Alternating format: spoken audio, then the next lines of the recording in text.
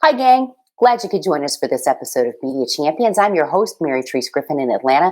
Today, we welcome to the program Dixie Gilbert, also in the Atlanta area. So glad to have you on from Scouts Honor. How are you? Yeah, I'm excellent. Thanks for having me today. Thank you for saying yes, and thanks for what you do. What you do is amazing, and your website I've just fallen in love with because you read it, you get involved in it, you just want more. The technology scouting that you do and the innovative consulting that you do is just mind blowing. Can we talk about that and how that's helping people to get their story out there and in the best way possible? Sure. Sure. The idea of Scouts Honor was born probably about 6 months before COVID reached reached us. With the idea of, I've worked in the advertising industry for about 20 years in new business and growth primarily. And one of the things that you realize when you are working with new business relationships is finding the most creative options are always going to be a bigger opportunity for the brands that you're representing and for the business that you want to get for your creative firm. And so, in doing that, I started, for some reason, gravitating to a lot of new technologies like holograms and wearables, probably a little bit before everyone else was really talking about it, and especially in the Southeast, and partnered with a friend of mine who had just moved back to Atlanta from California. So, we work doing a lot with experiential events and programs, and obviously that's been a little bit slow, obviously, in the last few years with the changes that have been going on in the world. But as things have started to kind of open up now, we are starting to do a lot of design thinking around Web3 formats and also new experiential technology for events, physical events and virtual events. Isn't it so nice that we have physical events now? I mean, I always like to ask people how COVID affected them, and obviously we know how it affected you. I mean, hooray, you just started a new business and Yeah, the world shuts down, right? But right, but right. let's talk about where we are now and walk me through talking with potential clients of the possibilities that are there because it's not your mom and pop's advertising anymore, right? And it's more Yeah. than just the likes on your Facebook page. You have to understand the analytics. Can we talk about driving that information home to the new customer and what their takeaway is from that because some get it, most don't, but you do. I think that, yeah, and we are a bit different that we don't play necessarily right in the media space, but we certainly that the things that we're producing on behalf of our clients, the ideas and strategies that we're coming up with, certainly will make an impact in their social engagement. But it is very different now. I mean, I think that everyone is sick to death of kind of being marketed to in traditional ways with both social media and digital media. And so, kind of looking at new ideas and strategy is important. But what's very exciting is during that period of time when things were kind of slow, I became immersed in Web3. So I know that the movement and progression for advertising is going to be going from Web2 to Web3.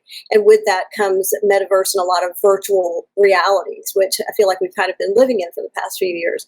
But in actuality, there is a real way through new creative technology to kind of connect both the physical and the virtual and digital experiences. And that's what we're trying to find because you can't really be creative with technology without a human touch, or at least that's what we believe. And so we want to create fun and new ways to experience things because there is amazing new technology out there, but also kind of keeping our feet on the ground while we're exploring all of these new realities and metaverse and blockchain and things that are coming into focus now just very, very quickly on the landscape.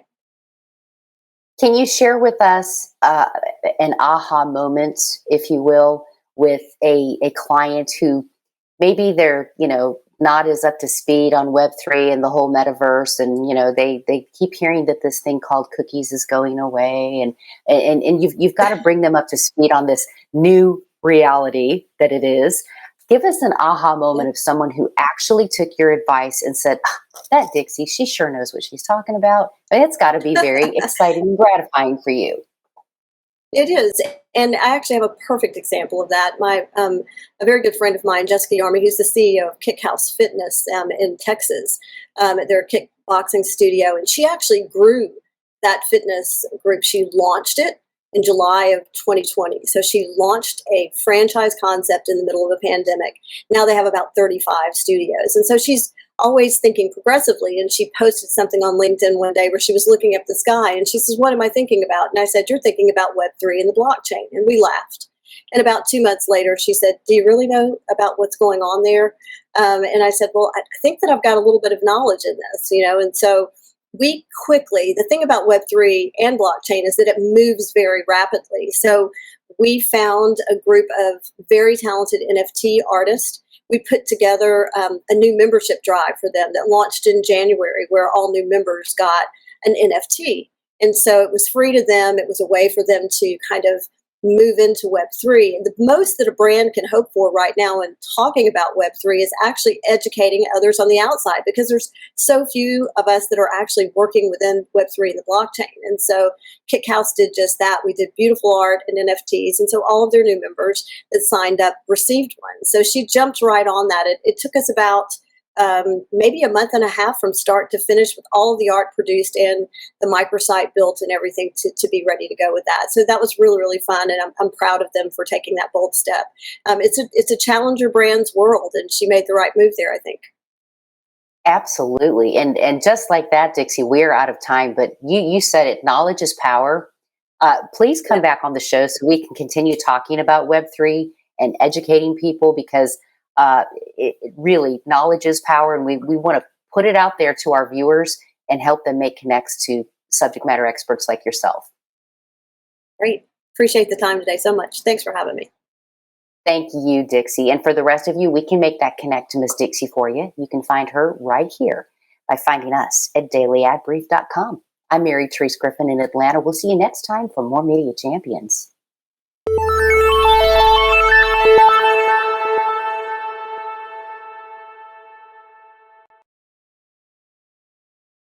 Simplify presents Addressable CTV, combining the power of TV with the targeting and attribution of digital.